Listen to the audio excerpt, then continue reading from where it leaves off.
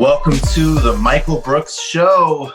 We're broadcasting live from our different spots in Brooklyn, which, without really disclosing any details, we've all left much more often in the last couple of days than we have in months. This week's program, labor organizer, political tactician, Chuka Ejeckam joins us. Matt Christman, Cushbomb from Chapo Trap House, and TMBS crew in the postgame, the great Artesia Balthrop. We've got a fat fuck trying to declare martial law. We have uprisings across the country, insurrections, protests, many of them peaceful, police rioting everywhere, a military chopper flying low to the ground in Washington, D.C. Very comforting that that person followed that order. A president, a massive cuck who fled to a bunker, then had a temper tantrum, attempted to do national martial law, and achieved it in Washington, D.C. because, in a pretty connected theme, Washington, D.C. does not have statehood. So it can be federally terrorized, including hounding people in their homes and apartments. This might end up really bad. Can't sugarcoat it. Can't have a fantasy about it. It's also, frankly, a relief that at a certain point of pressing people, they go out. So we're going to try to absorb it, analyze it, provide you guys with context and, do our best here. All of us, have been doing, dealing with this in our own ways. And, I'll say, no glory here. But, when I go out to these things, I don't usually take a phone. So I'm not sort of documenting it, but I can tell you that, and I want to be very clear here. I have no problem. If you want to have a criticism of tactics and you want to debate what is the most effective thing in terms of national messaging, people need to be able to be adults and have those debates. Absolutely. And if you are in media and you are framing this as anything other than enormous police violence and repression, almost like the way a cartel might respond if one of their spots got hit, then you are fundamentally misrepresenting it. Including the way they're attacking you as journalists. Right? Attacking you as journalists, popping rubber bullets at MSNBC reporters, using the technocracy to time the tear gassing of peaceful protesters yesterday so he can waddle over to the church. And yes, I'm body shamed and will continue to do so.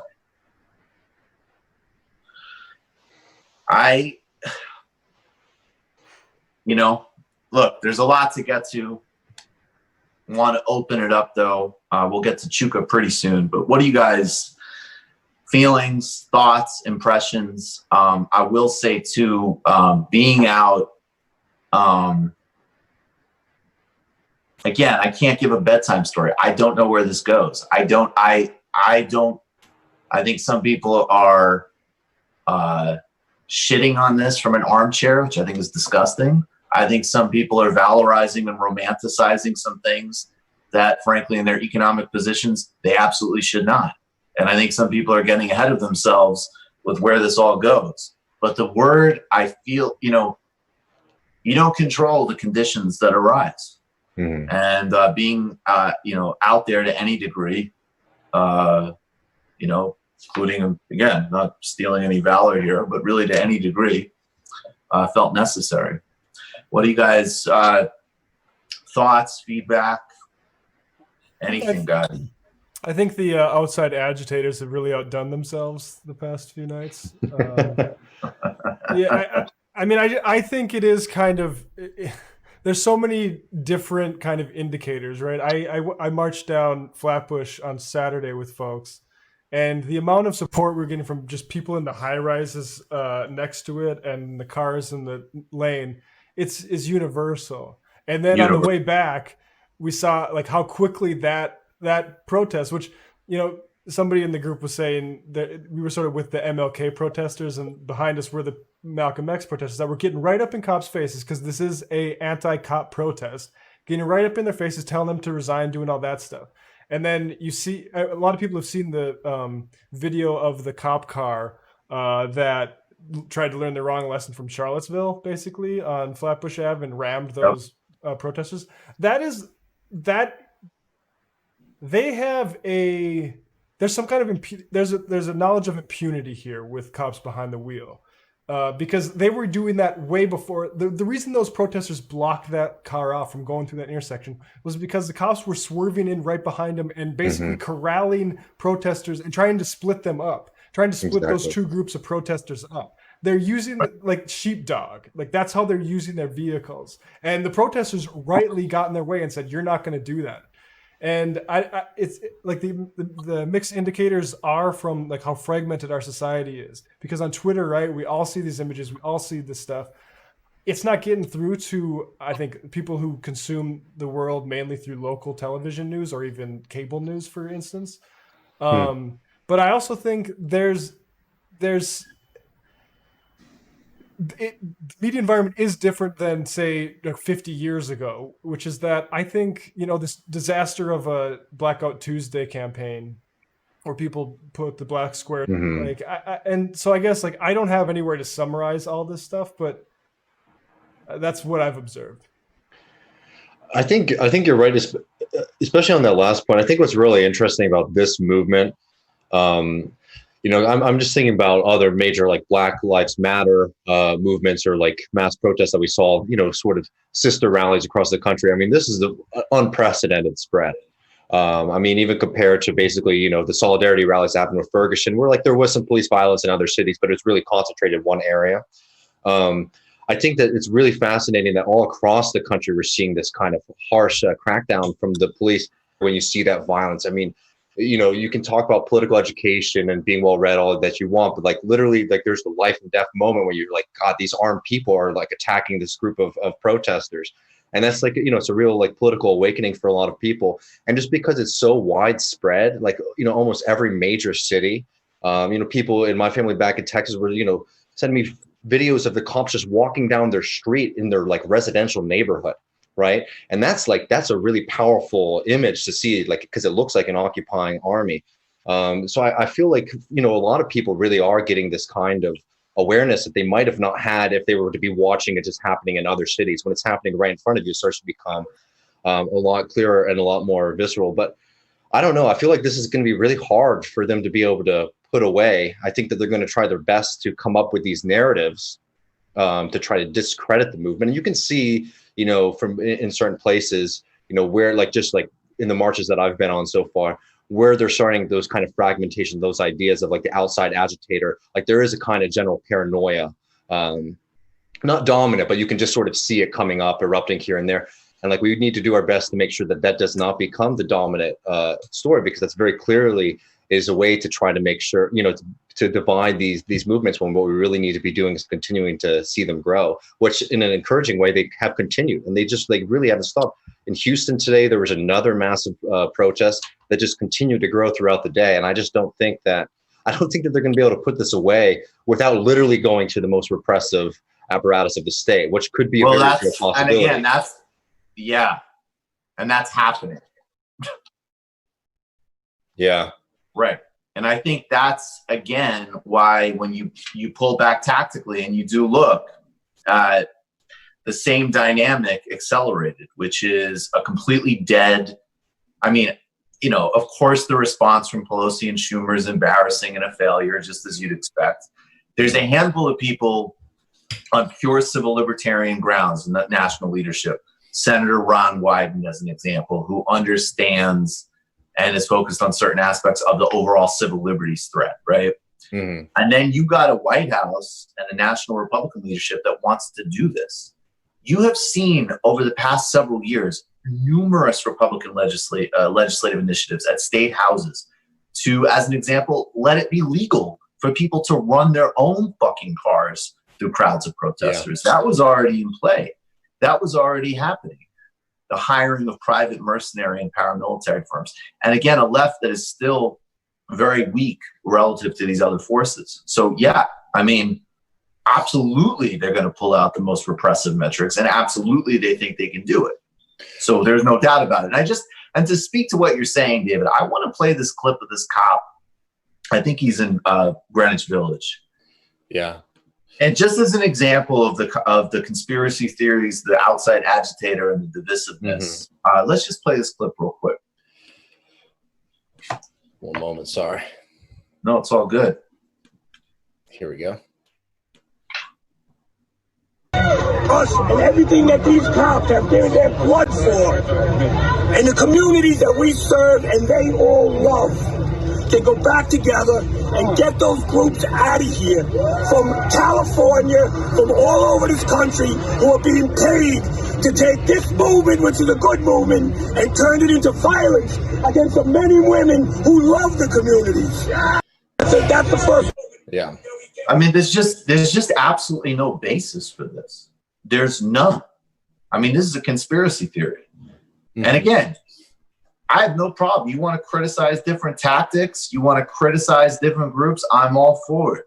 I'm not going to forward it right now, frankly.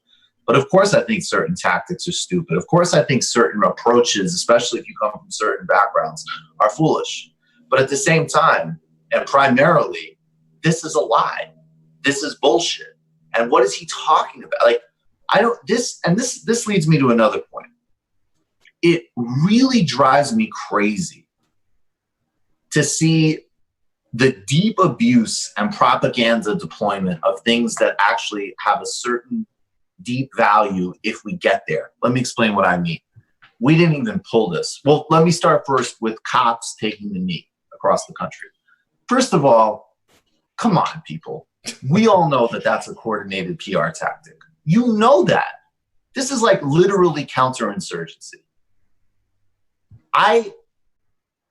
And then there was some clips of protesters getting arrested in Minneapolis.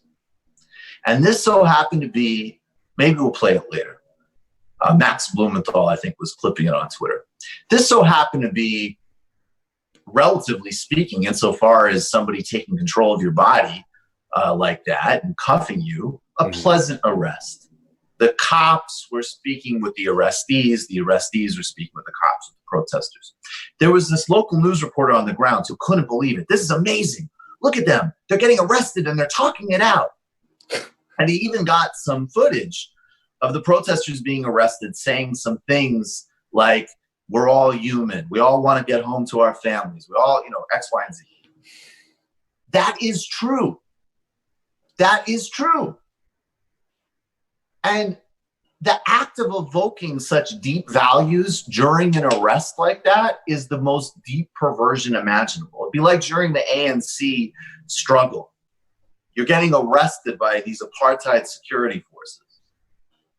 And you're recognizing that you're both part of the same human family. Well, okay, you can recognize that after the system has been dismantled. So if these cops were taking off their badges and were resigning on the spot, cool. That's beautiful. Have that conversation. And some cops are resigning. But the idea that you take, and this is also going to show up in the polls. See, there's one group of people we know, predominantly in the Republican base. They're authoritarians. They want this war at home. They want all the shit the United States empire does overseas. So the connections that we draw, they want that, and they want that accelerated. So they love that garbage that fuck was bloviating about last night. Then there's some people who I think you're right, David. I think they're getting more aware. And this is on top of many things, the police murders, the systemic police violence along racist and class-driven lines, the relationship between the way, frankly, many of us just live in these major cities and the legacy of modern policing. And then on top of it, of course, that we're in a Great Depression and a pandemic, and there's a complete failure of leadership, and we're not doing shit. So there's a lot bubbling. Mhm. Then there's a contingent of people that, you know, it's like they want that normal. They want that, you know, it's the same conflict in the polling you see. There's increased polling, like 60% of people, the protests are right. 50% of people, they want the military out. Yes, we need police reforms, but we shouldn't cut police budgets. And when you find footage, as they will do, that speaks to those very deep human sentiments, which are correct, but skip the whole process of getting through justice to get there in terms of actual policy changes, not just kind of, again, this is why it's not about personal shit. It's about policy. It's about political change. It's about material change. It's not about personal moralization. Those really deep impulses are going to get abused and perverted. So please, please, and I'm sure many of you aren't, but please do not do police PR. Yeah. Jesus. Please do not do police PR. You know, and I'm just saying, like, it's striking to me, though. I will say this as somebody who's been around, you know, many Republicans in my life. You know, they talk just like liberals do, you know, privately about love, and like their politics are about love and community and all this kind of garbage, and not garbage, but like, you know, it's just like there's no weight behind it. So like the police are just as capable of coming out and being like, we love everybody, we don't see skin color, whatever. And just, you know, Donald Trump does the same thing sometimes, right? Donald Trump said he was honoring George Floyd while he was giving his martial law speech. Exactly. And we have the police scanners of these NYPD guys talking about shooting and running over people. Mm-hmm. Shooting and running over people, which they are all over the country. I mean, we've had police riots for several days now. Yeah, but I, you know, again, I'll just say I highly suggest, you know, if you're in an area where you're able to participate in these movements, you know, coming out and joining. I don't know. I've been like major events that I've been in my life, like from Occupy to like I was at J20 in DC, and I don't know what the vibe is like in DC, but this has really had such a powerful energy to it that I think is actually quite unique. And most of these street movements that I've been a part of have been too. But there was a real sense of actual, like, I don't know, approaching some kind of consensus as like a mass versus like a lot of the other movements that I've been to where they've been very fragmented across the board. I still think strategically and like how we're going to organize and do something with this, there's still that question. But I don't know, like the commitment is certainly there. The commitment is really there in a way that I have not seen very often in my life. Yeah. Let's see. Whew. Yeah, it's just a lot. It's a lot. Even the mutual aid has been amazing. Definitely. No, that's really unique with protests in terms of the bottled water and hand sanitizer and handing out masks and all of that. And bail funds getting more money than they can. Sorry. I was just going to say, go ahead, David. I was just saying the police have been targeting some of those mutual aid centers in other cities I've seen too, because they know that those are actually very effective. If you know anything about military strategy, for example, like the first thing you do is you shut off the supply chain, and the police understand that that's something that they have to knock out. Yeah, there's multiple videos of them dumping water out. Exactly. There's multiple videos of them dumping water out. Absolutely. And again, I want to just stress, this is about institutions. It is really not about individuals. And that, you know, it's funny because that, I realize that hits me so hard because it goes both ways. Because I do, again, I criticize and I think it's counterproductive and stupid, the whole moralistic culture in general. Mm-hmm. But it also helps moments like this. Of course, we are absolutely inseparable as human beings. I have no doubt. There is one human family. I'm a fucking hippie. And at the same time, unless you have a material action to back that right now, your function is out of place. Mm-hmm. And so it's like, look, I'm glad that the dude in Flint, I'm glad the police chief in Flint, I'm glad his personal attitude is let's co-opt this instead of kick in heads. That's better than kicking in heads. And I think, again, this is what annoys me. Let's be real. Better to see that footage than kicking in heads. But then you see people sharing that, and it's like, what are you doing? Mm-hmm. What are you doing? Yeah. Because and again, I'll be really practical. The police chief said, hey, let's march. March, then let's have a town meeting about what this police department can do. We won't accept military hardware anymore. We won't, whatever the case may be. If it's not that, if it's all in this game of symbolism, and that's why, of course, corporations can co-opt this stuff, and corporations can absorb this rhetoric, because if you play at that symbolic level, whether it's posturing in rage and indulging that, or posturing in this false unity, I'm telling you, it's both bullshit. Yeah. I think the way, like, it's important for people, just with my general advice to that person who might be considering sharing something like that, or like amplifying that message. If you feel solidarity with this movement and these actions, and you're participating in them, you need to think of yourself and everybody in this movement. What we're doing right now is we're making a demand to the state. We're making a demand to, like, the police department, and everything that you do is a part of this very crucial life and death negotiation. And if you've ever been in a negotiation, they always are going to try to lowball you. Literally, the cops coming out saying we love everybody is the lowest offer that they will ever give you, right? Do not accept that crap from them, right? You need to understand that you are a member of a collective group of people, and you can't accept a nonsense solution to a very serious material problem that needs material action, not symbolic action at all. We've had years now of powerful people coming out, as we just said, Donald Trump saying that he is honoring the life of George Floyd. That's nonsense when Donald Trump says that. We should not accept that as anything that we're trying to get from him. What we want is to see the police department get radically demilitarized and defunded. We do not want to live in a society. Absolutely. There needs to be significant budget cuts. It needs to be demilitarized. And we need to also disaggregate what these jobs even are. And again, I'm not going to jump on slogans that I don't think are effective, because I still see the polls. And I want this shit to actually track. But I have been asking people, and frankly have been for quite some time, and with increasing urgency, why do you think first of all, obviously no domestic force, if you even take just the Constitution seriously, should be militarized. Secondly, why do you have somebody who theoretically is trained to deal with the most serious shit? There's a shootout. There's a fucking murder. There's something that needs to be solved and figured out. Why are they called in for shoplifting? Why are they called in if somebody is having a nervous breakdown? What are they doing in schools? What the fuck? It's ludicrous. It's delusional. And frankly, you can talk to police too. They'll say the same thing. Why am I a truant officer? Why am I a social worker? Why am I all of these things? And then, and we'll get to Chuka in a second. But then of course you see the other reality here, that they have been empowered over, particularly the last 20 years policy-wise, which we'll continue to tease out. We're going to have Cedric Johnson on soon.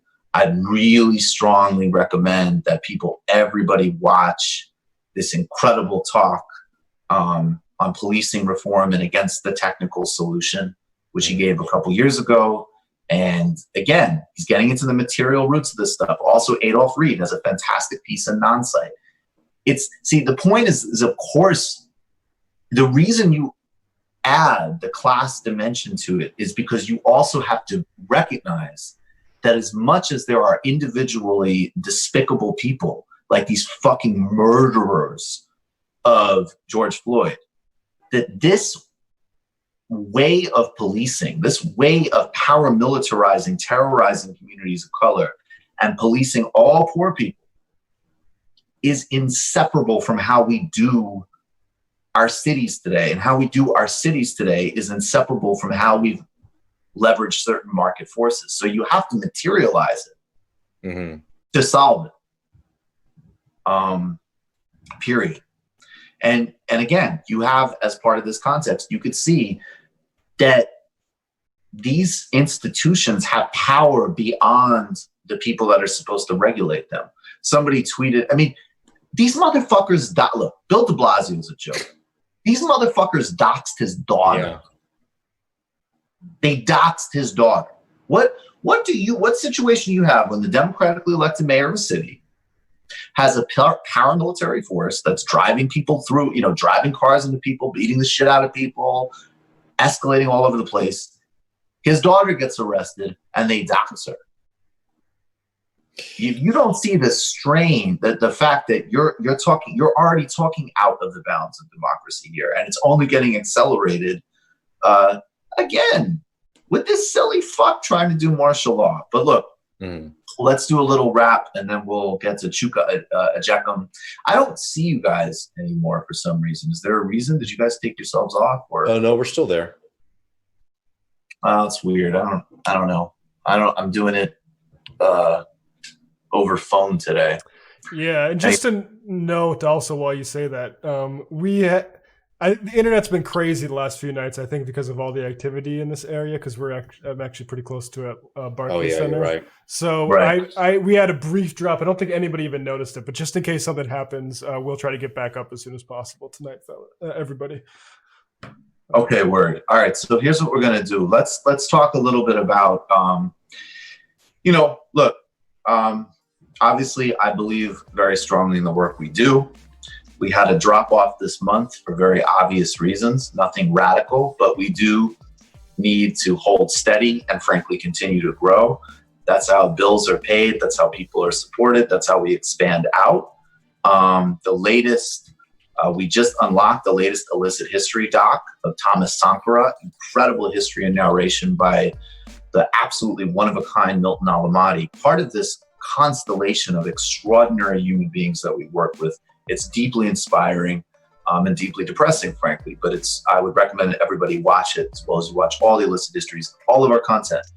There's hundreds and hundreds and hundreds of episodes of introductions to theory, history, and the post-game that you guys are just going to have an incredible time with. So if you're in a position, especially as some people are dropping for financial reasons, if you find yourself in this position, we need you to join today because we need to keep growing and we need to get to that 4,000 patron goal. So go to patreon.com/TMBS. If you're watching this now and you want to hit us with a super chat, that would be great. Please hit like. We don't know yet. We're actually looking for suggestions because we know that some bail funds, like as an example, Minneapolis and Brooklyn, are overstocked at the moment. We're going to give a portion of this month's Patreon to frontline organizations, including bail networks. We're still figuring out the logistics of that, but we're going to give some, and we'd like recommendations as to who to give to. So we're definitely open to feedback on that. That's something that we're going to be doing this month, and obviously we all feel really strongly about. Go to patreon.com/TMBS, become a patron today. We need you, and we'll keep growing, and we'll keep doing what we must do.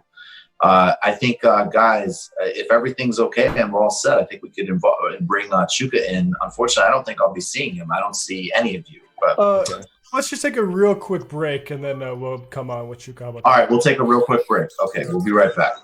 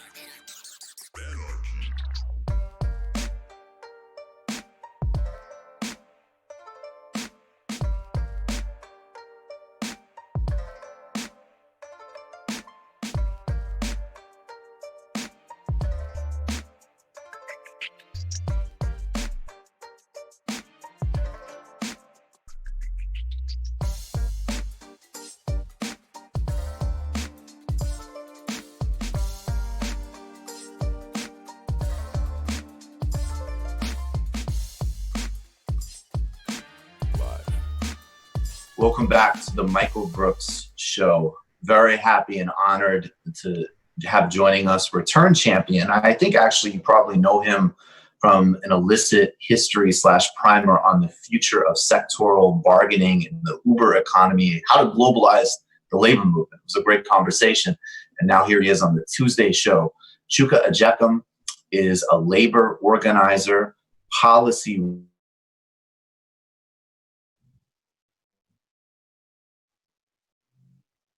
Sorry, folks, we lost Michael because of Amber Alert.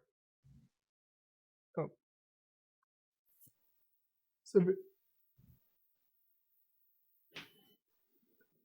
Yeah, can we figure out what's going on? I think I can't hear anybody. Yeah, I think You can. You should be able to hear me. Oh, now I hear everybody. Okay. We all got emergency alert in New York City. Yeah. Yeah, and Michael's on his phone, so we just got the emergency alert citywide curfew. So that's why we just lost Michael. Everybody. Oh, okay. I think he might be muted still. Yeah, I think he might need a second. We're having a little bit of a... Oh man. Still muted. Shit. Okay. Maybe I'm gonna take us back to a break real quick Okay. here, and we'll be right back, folks.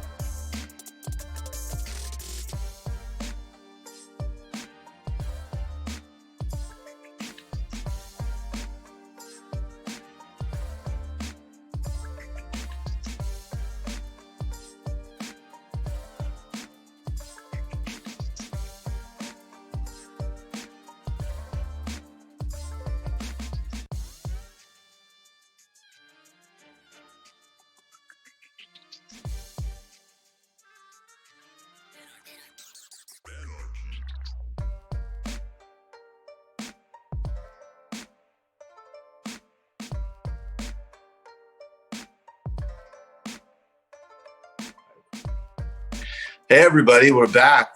Having technical problems to the point where I'm almost having a Sam moment. If you're if you're Majority Report as well. God damn it! Surprised that was a very authentic impression. That was very. I'm surprised you went with the Sam Cedar as opposed to the Bill O'Reilly. Oh right, fuck it. We'll do it. No, yeah, do it live. Yeah, we'll do it live. But that's all an abstraction to me. I've seen the Sam freakouts, and I've prided myself on playing it cool, but not tonight. I've had a series of fucking problems. But regardless, I'm very honored to have friends, great returning guests to the show, Chuka Ejeckam. Check out our previous episode on the future of the global labor movement in Patreon. Chuka, thank you so much for doing this. How are you? I'm all right. Thank you. And thanks for inviting me. Of course. I'm very happy to have you back. It's been too long. I do have some specific questions for you, but honestly, this is one of those times where just, start with impressions, energy, where you're at, whatever. It's obviously I don't live in the U.S. and so it's one thing there are issues of deep-seated and entrenched racism in Canada against Black people, against Indigenous people. Of course, during the pandemic, there's also increasing acts of outwardly expressed racism against Asian communities. So I'm not at all saying that Canada doesn't have these issues at all, or Canada doesn't have these issues of its own. But the what's occurring right now in the U.S., it is certainly difficult to see and then difficult to watch without being able to kind of directly involve yourself in what's happening. One thing that's sticking out to me lately is the increasingly aggressive responses, not just from police, but from Republican legislators. I think Tom Cotton mentioned something about giving no quarter to protesters. So effectively arguing for them to be executed by the military. Matt Gaetz tweeted that after Trump said that Antifa was going to be declared a terrorist organization, he tweeted that he said something like, "Oh, if we now consider Antifa terrorists, can we hunt them down the way we do in the ones in the Middle East?" Which is, so does he want to fly Predator drones over U.S. cities now? He certainly does, but is he actually going to push that forward? And then, of course, Trump with when the looting starts, the shooting starts. It seems that they are not just voicing the sentiment, but I don't know. I'm wondering when the time will come that they actually put this into action. Well, I think they can already, in terms of even, some people are sort of getting off on, well, how could you do that with Antifa? It's a tactic, not an organization, whatever. And it's like, well, actually precisely because it is a general, all amorphous, all encompassing tactic, makes it all the more effective for an across the board assault on every type of civil liberty. And this comes on top of, I was talking about the top of the show, Republican state legislatures across the country have passed legislation to make people doing nonviolent disobedience, civil disobedience, culpable for even losses of business revenue. It's a bit different now because obviously everybody's outside masked mostly, and you're supposed to be.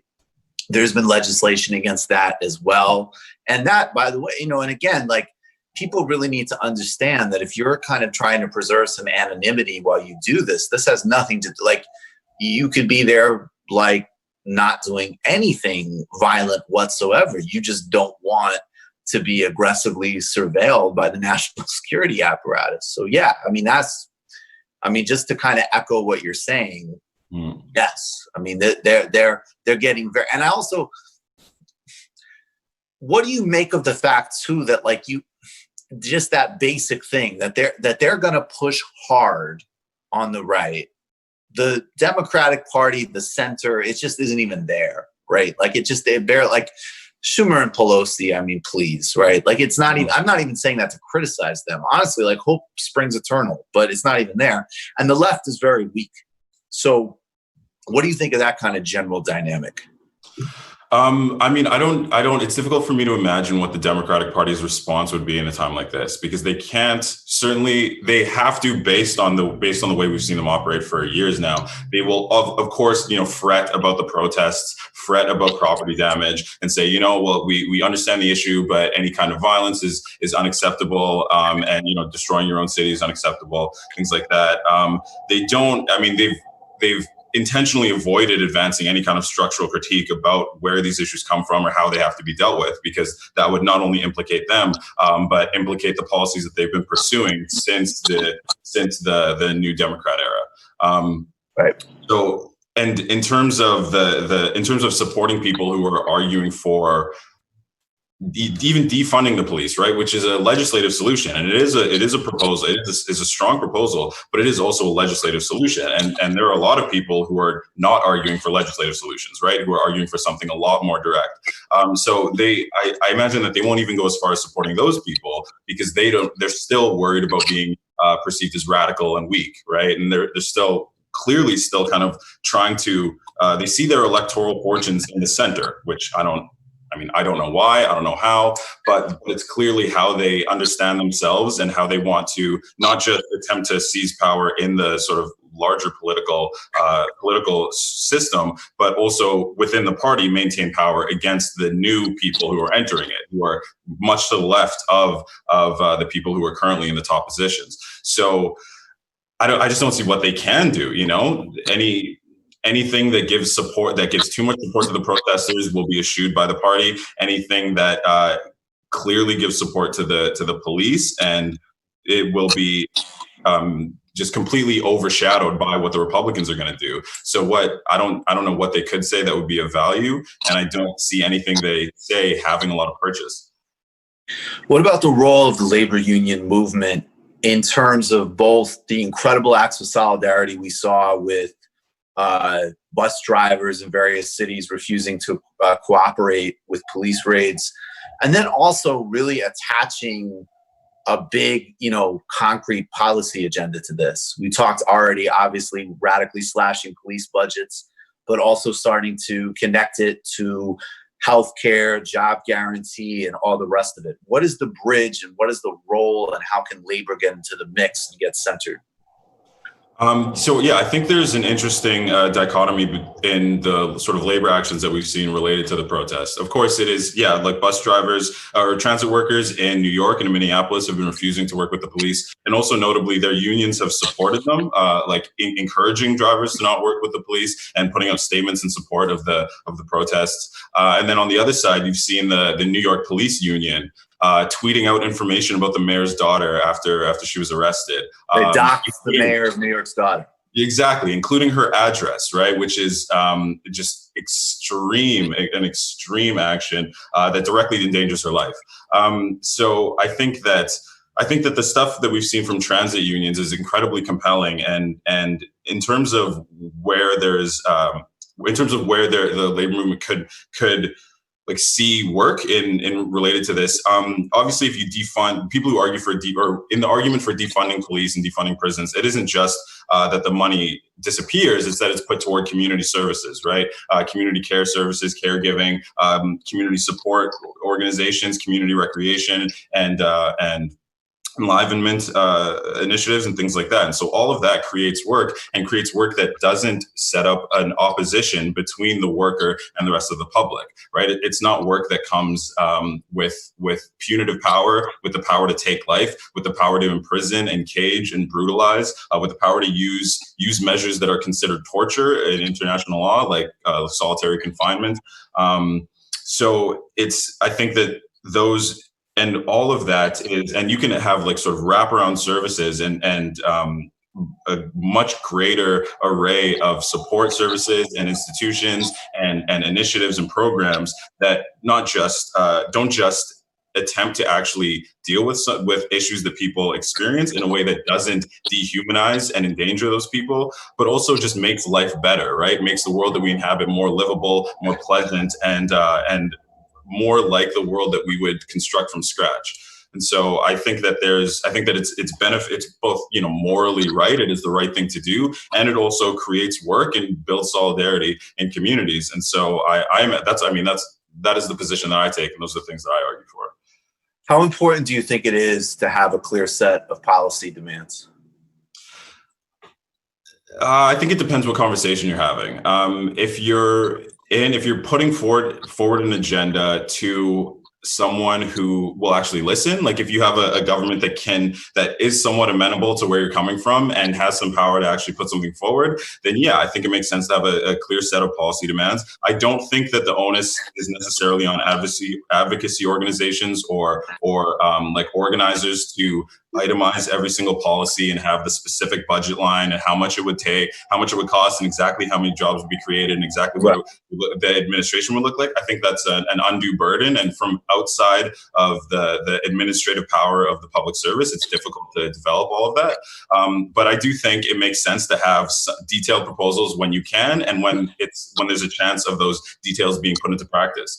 I think when you're arguing against the government that absolutely will not listen to you and you're trying to build support for the ideas, then I think it also makes sense and perhaps makes more sense to talk about the larger vision, to speak from a place of values and principles so that you can kind of establish those first principles and then build the policies beyond that. Because, of course, if you talk about police or prison abolition, a lot of people, they have an immediate instinctual rejection to the idea. And so then if you begin the conversation with a discussion of particular policies and administrative mechanisms, then I don't know that you'll be able to get them on side. So I think in some cases, you have to kind of get people on side with a more fundamental conversation and then go forward into specific detailed policy development. Yeah. I mean, what do you think the relationship is though between there is this fusion from basically like the most surveilled, abused, murdered, terrorized populations in the country. Then there's this sort of like adjacent, very professional managerial class, which, I always have my criticisms of. And there's definitely some kind of vicariousness going on. And I think there's a very big difference between, it's just like my bottom line point that if an action arises from a context, I just don't have a comment on it, right? It's just not my place. And I don't even mean that to that's not even like a curry favor. It just really isn't a comment I have. I don't know how to get any more simple and basic than that. People coming from outside context, with an agenda that may at times be kind of like over performative or whatever, I'm going to criticize that. I'm going to subject that to analysis and scrutiny, even if it might, not be what people want to hear. And I think that actually and the third leg that I want to introduce, if we were just thinking in terms of building out some type of majority coalition to do what must be done. If you have, there's a segment of the PMC, which look, better there than not there. Then there is the front lines of every type of viciousness and evil in this system, things that everybody experiences to some degree or another, exemplified, amplified on steroids in every possible way. In this, I'm tempted to even get into necropolitics right now with the Achille Mbembe stuff. Mm-hmm. And then in addition to that, there is this, it's the same, kind of political roadblock of, the resistance, hey, people should be protesting. And oh my God, I can't believe that happens. But at the same time, maybe the military should be put out because, things are a little out there. Now, on platforms like this and on social media, of course, it's great to dunk on these people for their naivete and stupidity and, and all of this. But at the same time, I want this to not be another performance that is I want this to actually transfer. So, and I have no idea how. I'm just trying to be as honest as I can in my analysis so that maybe there's even a potential of getting there. So when you think of those kind of three zones that are implicated in this, and I'm just using the three because I'm using those who are most invested, those who are, at least engaged and not hostile, and those who are theoretically sympathetic to some things. The type of people that, yes, you said abolish the police, they would have no idea what the fuck you're talking about. But if you did say, hey, why can't foot patrols be replaced with social workers, as an example, or added education funds, or why are nonviolent offenses leading anybody to go to jail, you actually might get some traction with a fair amount of these people.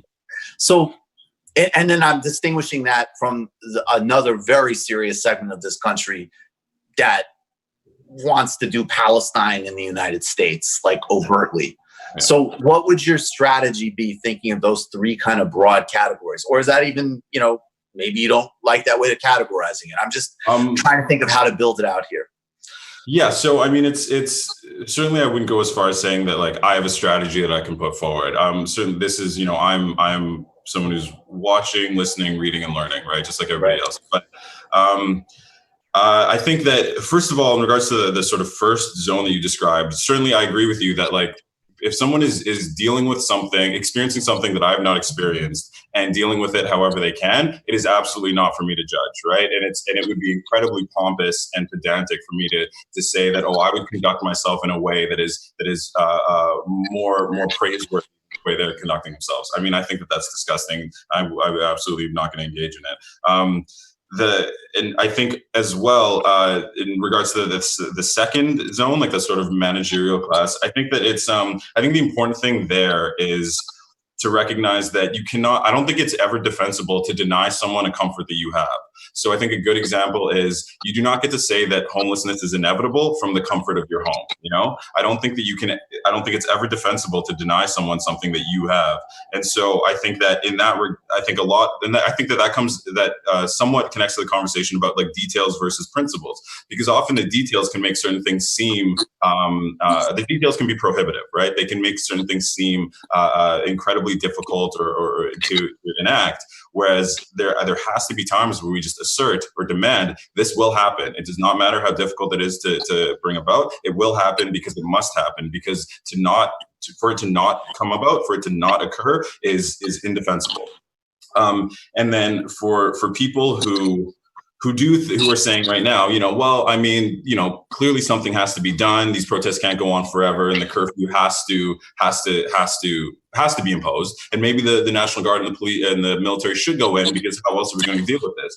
Well, they're clearly making an appeal to what they perceive as normalcy, right? And they're saying, well, we need a return to normalcy because that is stable.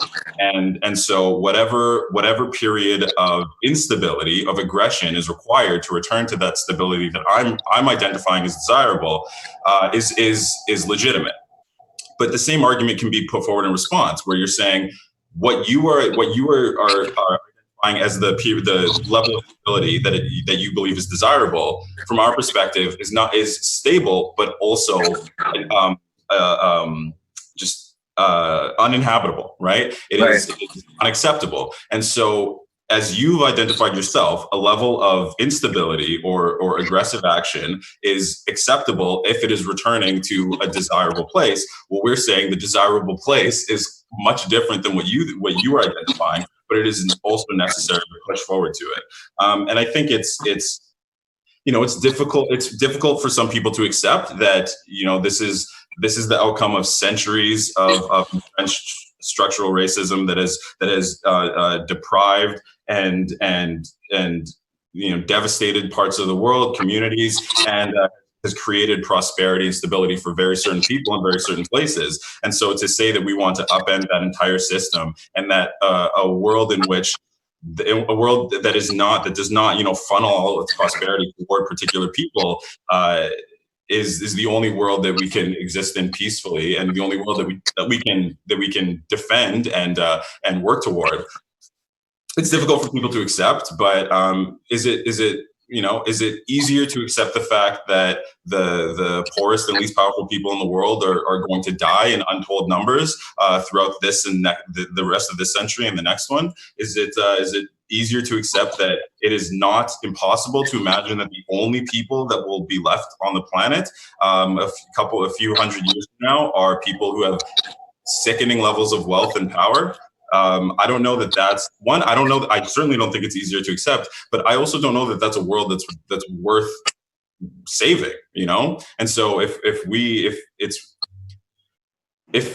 our task is in this era to like create peace and justice for everyone in the world, and contend with the increasing and extreme and long-term crises of climate change and structural racism and inequality and sexism and ableism, then the actions that we have to take to actually address those crises will necessarily be as grand, as long-term, and as revolutionary as those structures are grand and long-term and entrenched.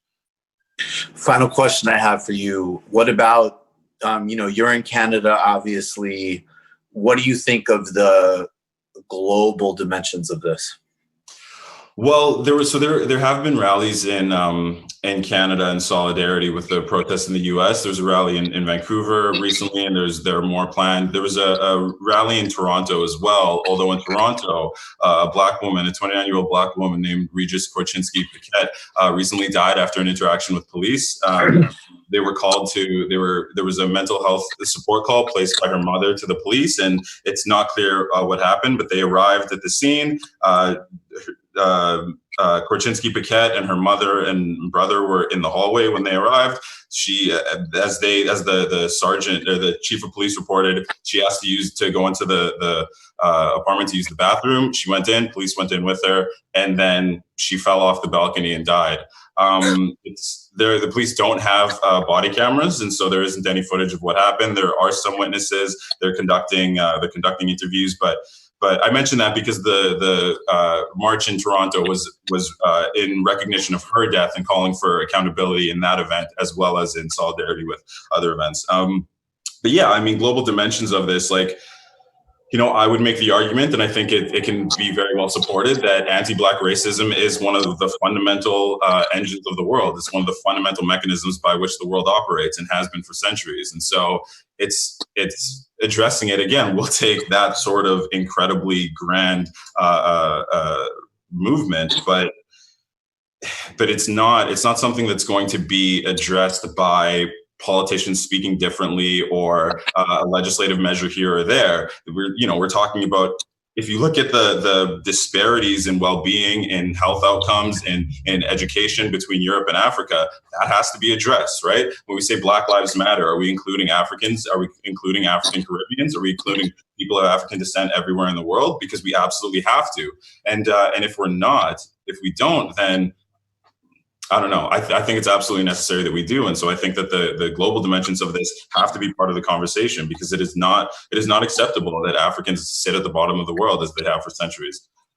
And we want no bottom of the world, period, in what the world we want to construct. Right. Exactly. Chuka, Ejeckam, I really appreciate your time. I hope we can have you on again soon. Stay safe, be well. Thank you. Thank you.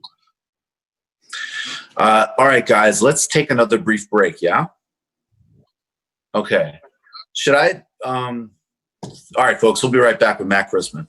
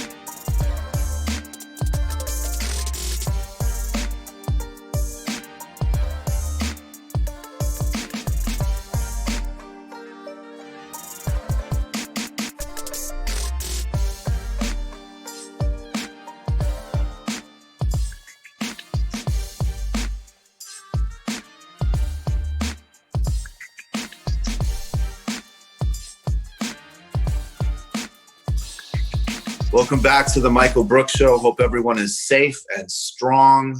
Joining us now is, I'm going to say friend of show, Paisan, and of course, great co-host of Chapo Trap House, Matt Christman. Matt, thanks so much for being here. Yeah, thanks for having me. How are you? I'm good. I think I'm like everybody, just sort of stunned and hopeful and of course also terrified. Right. That's exactly the only sane state to be in. We were just talking about just doing it in the break. And look, I think theorizing and thinking critically about things is actually important. And at the same time, I mean, what feeling do you have when you actually go out to these protests? Well, I just got back from one, and yeah, it is amazing how all of the self-gaslighting that you end up doing by trying to squint through the prism of the internet and make sense of a thing that honestly you'll never be able to really know, melts in the face of an actual an action like that, especially when you see how many people are out there. I mean, just how many people are out there, and how it is really everybody, and that makes you. I don't know how you can have that experience and not think like whatever's coming, you might not know, and I don't think I know, and no one knows. But right here and right now, the only thing to do, the only moral, the only effective thing for you to do to even come close to getting your hands around the moment is to get out there. It reminds me, this is obviously way bigger. And I'm assuming you were probably there too, when a bunch of people, we all went, and by we, I mean, like, there was tens of thousands of people across the country, and we happened to go to JFK right when they announced the Muslim ban, yeah, right after Trump became president. And I remember that, I mean, it was fucking disgusting and terrifying that Trump was president. And I don't run away from my, I was freaked. I didn't have the cool response that apparently we were all supposed to have. I thought it was actually really fucking disgusting that he was president. And we went out and we did that. And, it's like any of those things. It's anytime you are in a line on a street and guys in helmets are telling you to move and you don't, that's fucking scary. Even if you are, relatively speaking, completely, highly insulated. And then over the next couple of days, there was these Medium posts, and it was like, no, this is what Bannon wants you to do, man. Yeah. And it was like, shut the fuck up. Yeah. What this process of being in your head, it is a dialectic though, right? Because then at the same time, the kind of worship of action, okay, any protest, someone gave a cop the finger, the brick went through the window, we're here. Yes. No, we're not. But then at the same time, they're like, well, actually, if you're out there, you got to think about what, the Trump reelect numbers, how do we cut out of that fucking dichotomy of the, just the bad legacy of the 60s, the just worship of action for action's sake. And then also just the sort of endless miasma of internet masturbation that keeps you from your fellow humans now. Yeah. No, you're right. That's definitely the twin pitfalls. I think that right now, one of the main ways you do it is you balance, and the way to balance is what was the state of America right before this? And I know in my heart, it felt like absolute and total paralysis at every level. And if that's the case, then action for action's sake has the benefit of at least breaking through a seeming stalemate. And it's not enough, certainly, and everything has to be worked through as it's happening, but there was no way of thinking yourself out of that stalemate. If we could have, we would have, because everybody's brain was overclocked trying to figure out how to game this, and it wasn't working. And so, these protests are going to have to evolve, obviously. But what's going to make that happen is their perpetuation and people being involved at every level, because the response from the state is going to be terrifying. And I think that the real rubber is going to hit the road in terms of that dialectic of ideas and action moving forward is going to be in how people decide how to respond, because that is going to require more than just action. That's going to require more than simply showing up, because the stakes are going to get higher and because it's going to be harder to stay out there. And so the question will be, if I want to stay out there, if we feel like this is still worth it, then we're going to have to think harder about what will effectively prevent us from being stuffed back into the bottle by authority. And that can only happen if people are out there first. And then in that crucible, forge new social forms, which we need because we basically have none. I love that. We do need to think. If people object to thinking and fetishize the action, then you're just stuck in a loop, which is frankly just going to favor the right because they have the actual literal power right now. People should be under no illusion about that. But if you don't go into the action, that will prevent the capacity to even do the thinking we need to do. I love that. Exactly. Because I know I felt that way too, just seeing everything pop off suddenly and the instant paralysis setting in of what's the right thing to do? Or even more importantly, what's the right attitude to have towards this? And that honestly, that is the idea that you can ever get close to truth on a level of that through observing through the prism of the internet is a fantasy that the internet promotes, but it's absolutely false. And the way that getting out and into a protest, getting out of the streets is a way to see, oh, this stuff that was weighing on me and preventing me from moving forward, it really doesn't have a lot of purchase when you're actually making decisions that involve other people and that are outside of that frictionless hypothetical plane. And also just this hall of mirrors where everything is true simultaneously. Right.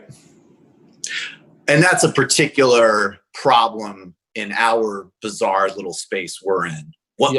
How does this fit with? Yeah. How does this? Because I said 2 years ago that the right move is and all of this. It is like you could feel it kinesthetically. Yeah. If you talk and think like that, I'll be Jordan Peterson. You're collapsing your shoulders. You're not getting your posture right and going out there and putting on your mask and protesting lynching, which Cornel West clarified for all of us on Anderson Cooper. Thank God people are outside. Thank God exactly. We're not so dead and desolate that we haven't gone outside. And I want to actually set this up because this has to do with this Trump clip that we're about to play. I completely agree, even to the point of like happily smacking myself on the wrist, that this overall frame of Trump as a fascist and as an unparalleled authoritarian and all of this has been in the main hugely unhelpful, has empowered some trash politics, has been, embarrassing and ineffective and everything else. And at the same time, guess what? Motherfucker gave an objectively fascist speech last night, and Washington, D.C. is under military control, essentially. So I want to play this, but I also want to use it as an example of, my own wanting to sort of move with the currents versus just saying, well, actually, it's bad. But if you look at, what Obama did, it's like, yes, of course. And this is an escalation. Anyways, this is Donald Trump last night, and I'll throw to you, man. The riots and lawlessness that has spread throughout our country. We will end it now. Today, I have strongly recommended to every governor to deploy the National Guard in sufficient numbers that we dominate the streets. Mayors and governors must establish an overwhelming law enforcement presence until the violence has been quelled. If a city or state refuses to take the actions that are necessary to defend the life and property of their residents, then I will deploy the United States military and quickly solve the problem for them. First, we are Matt. Yeah. Thoughts. Thoughts, actions, anything. But I mean, I think that was I just want to say, I think this is what I mean by a certain fluidity. I think that was a step. And I think that we cannot allow all of the stupidity and the melodrama that has happened in the last several years around resistance discourse and elements of left discourse. This was different. I mean, it's on a continuum, but it's an escalation, I think. It is an escalation. And I mean, obviously Trump is a particularly lurid and grotesque figurehead for this moment, but and I think that has its use. But I think at the same time, it's pretty clear what strikes me, both seeing Trump, not just at that speech, but more the leaked call to the governors, which David Roth very aptly compared to a guy calling into Mike Francesca to complain about the Yankees lineup or something. He just seems like he's yelling at the TV. And then you have these mayors and governors also just kind of it seems like everyone is at the mercy of the only institutions in the cities and in the country that have the funding and legitimacy and actually haven't been completely auctioned off to private interests, which are the cops in the cities and then the military. And I think that what we're seeing is that mask slipping further and further, and that a guy like Trump stands in for a system as opposed to really directing it. And I just, everyone, the fact that the police is the last sort of institution in the country to have any kind of popular legitimacy is genuinely unnerving to me. And it seems like the most dangerous current happening, more so than anything having to do specifically with Trump. I think you could argue the only institutions that actually properly work right now are the Fed and the military. Yeah. On a federal level. Yes. Yeah, and I'm in 2016. There's this essay by Achille Mbembe, the Cameroonian philosopher, called "The Age of Humanism is Ending," and he basically charted like Palestine is the future for a sort of like global underclass, including increasingly in the United States, and that absolutely happened before Trump was elected. It's the old symptom or cause thing, which is another sort of like dead end that people still can't seem to get out of. Yes.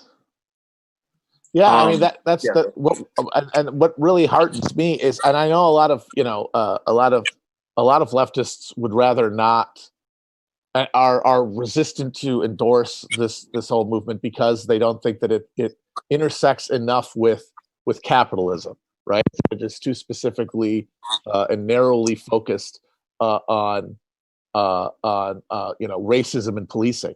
But right. I think once again that's talking yourself out of noticing what's in front of you, because like a demand to radically reduce police funding or take away their guns or things like that is not compatible with the capital hyperaccumulation in America's cities. It completely isn't.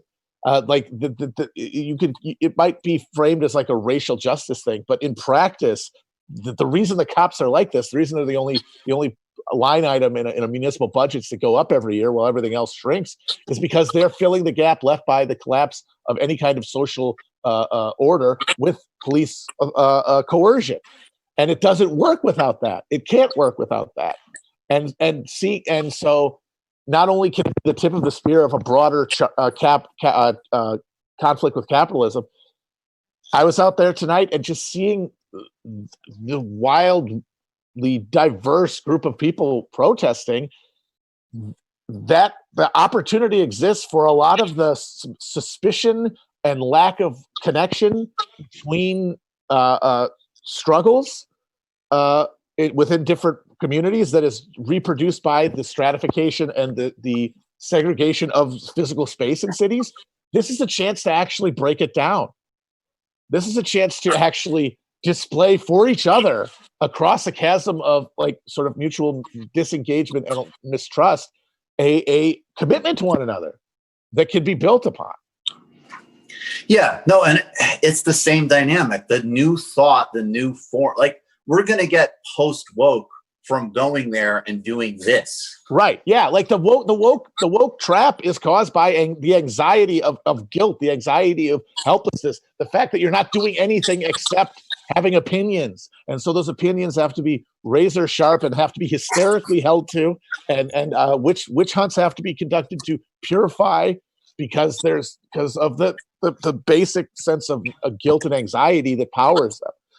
And those feelings melt away when you aren't just mouthing things, when things aren't just on your computer and in your mouth, when they're in your actual life. All of a sudden, you don't feel the need to reaffirm beliefs because you're actually doing something about them. Yes, as the Korean Zen slogan stolen by Nike, just do it. Yes. I'll keep hammering it. Yeah, so no, I love that. And then I remember I was like, I don't fucking know, but I was at a World Bank protest when I was 16 or something. And I remember this, it was beautiful because this was in my deep and earnest sympathy for hippies right now. This guy who literally smelled of patchouli. And we were like marching up a street, and nowhere near as intense as this, but there absolutely were people, the cops were in riot gear, people were getting beaten up. That was definitely happening.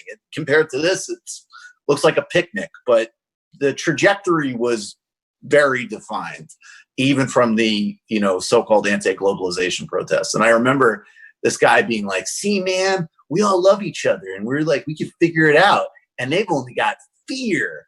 And I think I left kind of like, yeah, I mean, sure. Okay, whatever, dude. Now I look back on it, I'm like, yeah, you nailed it, actually. Yeah.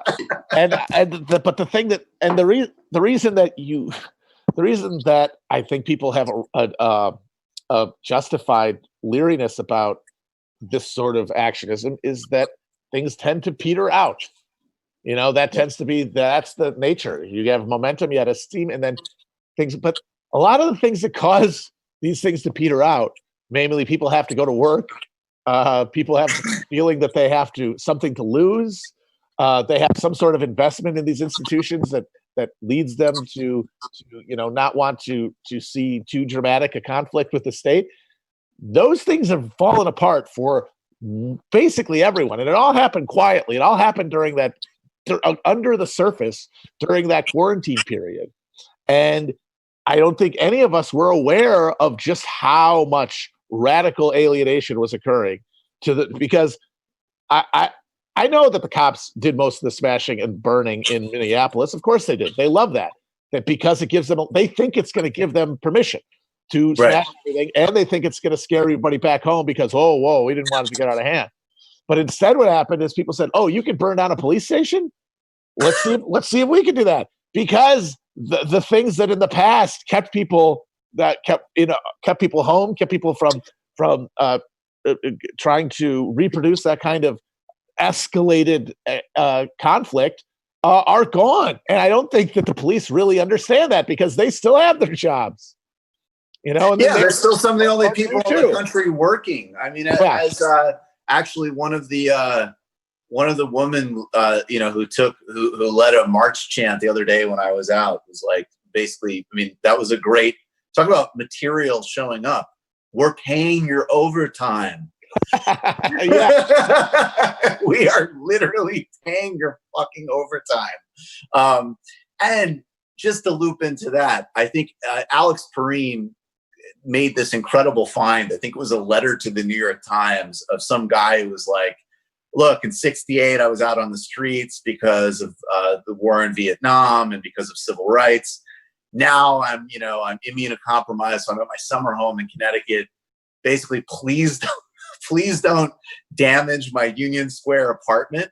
And what I loved that, but Perrine was totally right. And this is actually, I mean, I think this is a serious tension that needs to be thought through, frankly, between like the duality of everyone needs to come together and also like the people who are the most murdered, profiled, and terrorized, and also like downwardly mobile PMC, you know, that's something that needs to be explored. But one of the things that Perrine said, which I was not even funny, just true, that like the decision to not make the guy who is the equivalent of this person in 1968 have a second house in Connecticut is going to lead to this it's just going to keep going. Like, you fucking idiots, you didn't throw any crumbs. Yeah. And the thing is that that's now off the table. You know, like those 60s kids, they stopped. Like, what was the response? This in the riots in the cities, white people just left. And then the white people who were protesting, they stopped the draft, and then they went and lived in those suburbs. A lot of those options are off the table because there's just not the money to go around, because we're in this clear defined phase where capitalism is seeking profit through cannibalism. It's cannibalizing the things that make the country work, that make it functional, and that make capitalism a viable economic model, which it inevitably would still do everywhere, but which has in America been staved off for generations by neo-imperialism, by the petrodollar, by the Bretton Woods system, whatever. That is all breaking up because we now have we finally have, in effect, a global market. And there are really no more markets to that you could, because to really create markets in places that are under capitalized would require an investment of capital that would be over and above what is even in profit right now. So there's nothing to do. There's no way to buy people off from this. Yeah, I mean, it really struck me. And look, again, let me try to actually hold some balance. Not everything that President Obama wrote in the Medium post was wrong. Mm-hmm. But the thing that really caught me, and honestly, I probably would have not even mentioned it because it's like, it's like, oh, I wrote a Medium post. Like, the jokes write themselves, and, it's ridiculous. And of course, like, okay, President Obama, I'm going to, produce a Spotify series about how people experience all of this. But what really leapt out at me was when he was talking about the rioting and looting in poorer areas. I was just like, statistics show those grocery stores won't come back. I was like, first of all, of course, right. And maybe that should tell you something about how we design our economies. Right. And secondly, and actually way more to the point, in a value system that is much closer to President Obama's, it was like, I wonder what a soon-to-be billionaire multimedia producer could do about that. Yeah. Really? Yeah. No, I mean, the idea that you're supposed to take away from any observation about the economic damage of looting to what? Stop protesting? So you can ensure that the only thing that comes out of this is bad? So you can ensure that all it's going to do is further immiserate people if you stay home?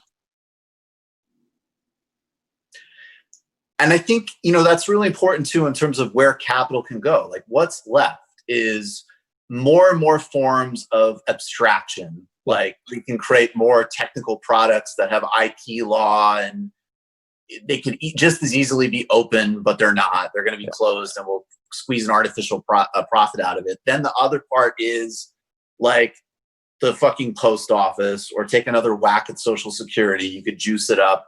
And then the bottom part is the next, like, genetics revolution.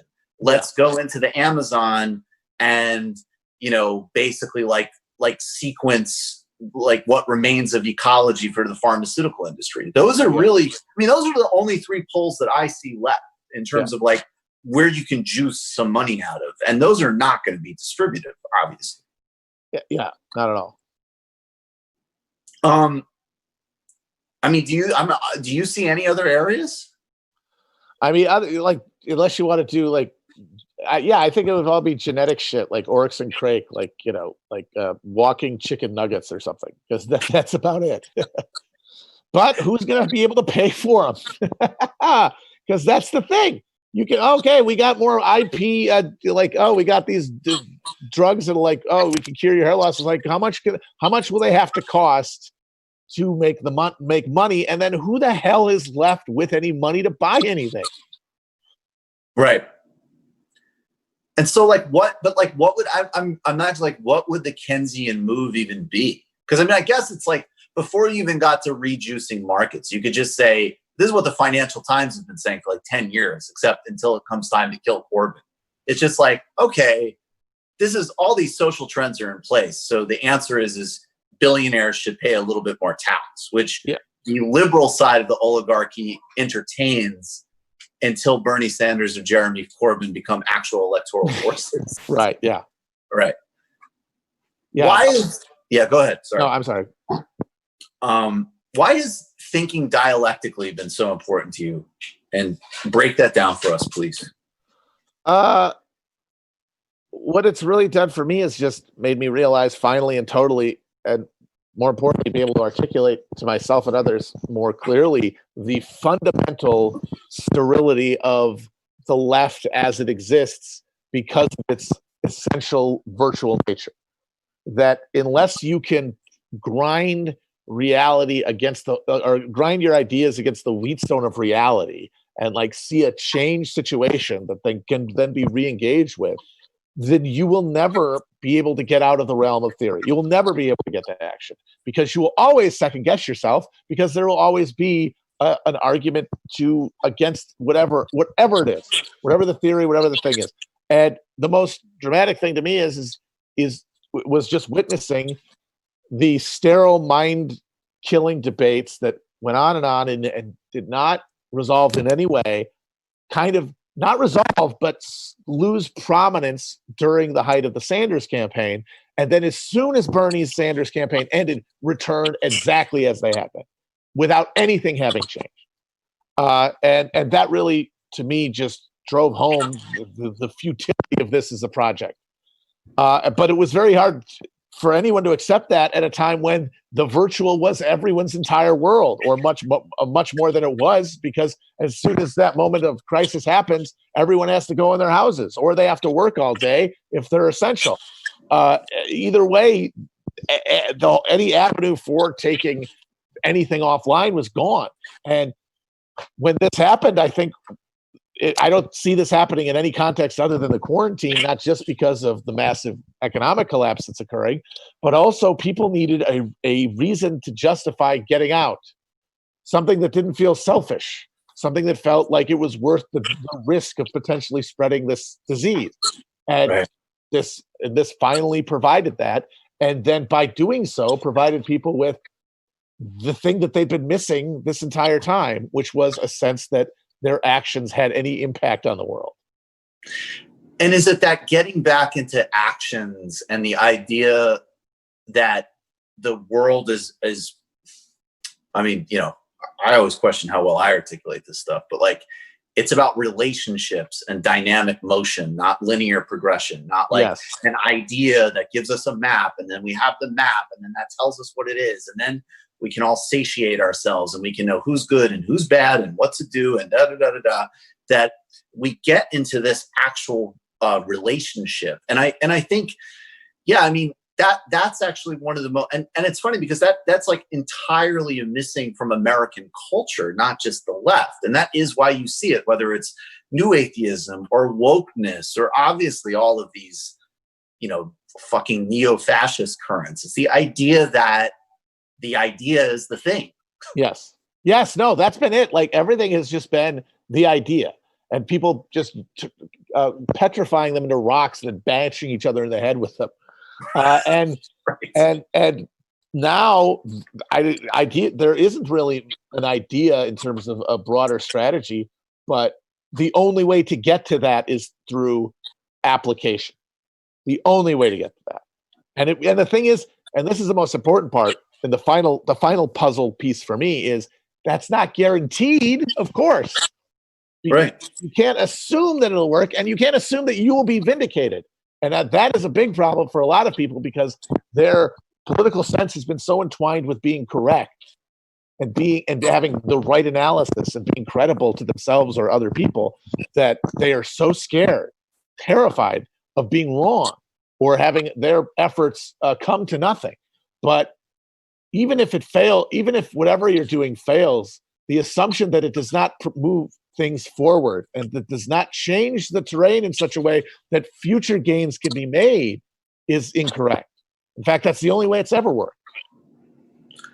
And that's where, to me, that's why I keep kind of hitting these spiritual themes, for lack of a better word, because it's in that sort of basket of ideas and practices, for all their flaws. It's another fucking dialectic.